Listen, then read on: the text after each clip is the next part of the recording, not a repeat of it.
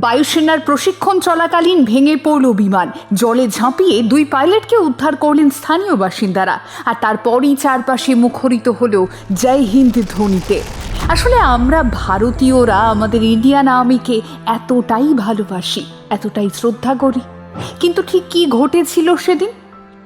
জানা যায় গত 21শে জানুয়ারি বুধবার বেলা প্রায় 12:30 নাগাদের ঘটনা এটা। সেদিনের দুপুরটা ভয়ঙ্কর হলেও শেষ পর্যন্ত এক মানবিক গল্পের প্রেরণা হয়ে উঠল সেটা। জানা যায় প্রয়াগরাজের রামবাগ এলাকায় কেপি কলেজের কাছে প্রশিক্ষণের সময় বায়ুসেনার একটি বিমানের ইঞ্জিন বিকল হয়। ভেঙে পড়ে সেই বিমানে দুজন পাইলটও ছিলেন, কিন্তু শেষ মুহূর্তে তারা প্যারাশুট খুলে ফেলেন।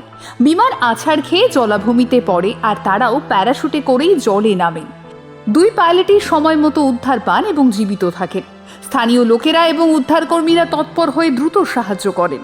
সেদিনের দুপুরটা ভয়ঙ্কর হলেও শেষ পর্যন্ত তা পরিণত হয় এভাবেই মানবিকতা, সাহস আর একতার এক অনুপ্রেরণামূলক গল্পে।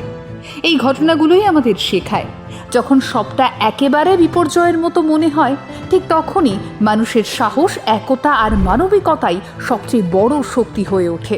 জয় হিন্দ।